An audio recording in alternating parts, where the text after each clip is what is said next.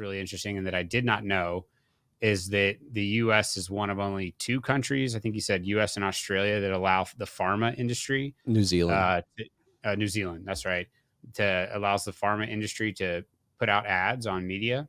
And Yeah. then that kind of leads you down the rabbit hole of like, media and you obviously, like you mentioned earlier, media is like a core pillar of your businesses and the influence of advertisers and how that affects media.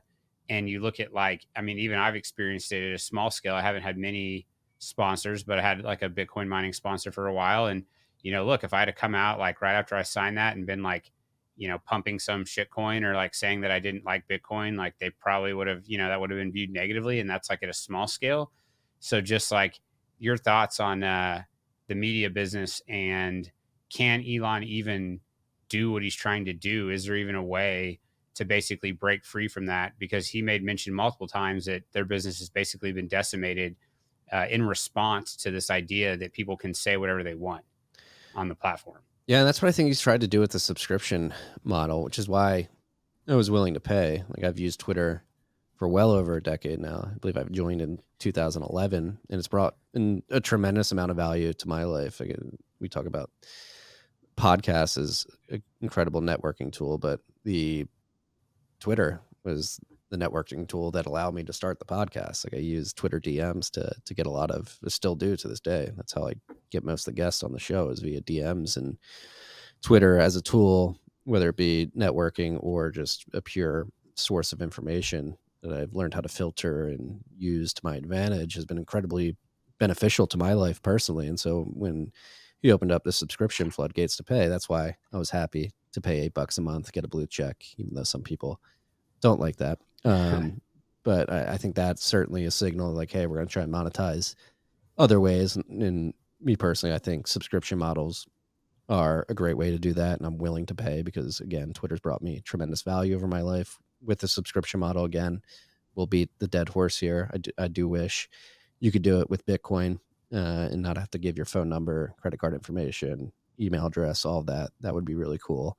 And then, yeah, from the media perspective with the advertisers, advertisers have a lot of power and it's something that people need to be aware of. And in terms of what we have advertisements at TFTC and RHR. And what I just try to do is align with companies that I actually use, and I understand their businesses and I know the founders pretty well and know them to be good people and sort of align with them.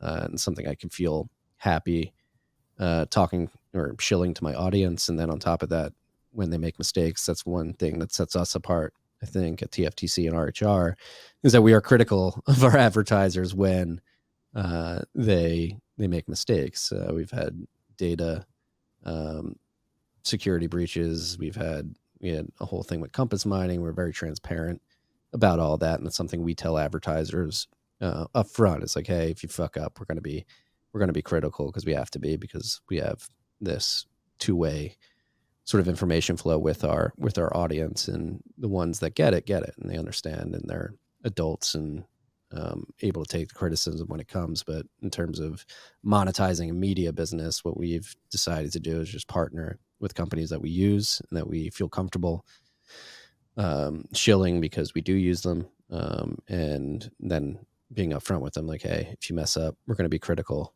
Hope that doesn't muddy the waters, but it's just par for the course when you engage with us. But yeah, more broadly, big pharma, energy to a certain extent, whether it be fossil fuels or green energy, banking, all that, they do have a lot of control over the mainstream media. And that's what Elon articulated yesterday during that Spaces, and I imagine it's all pharma driven.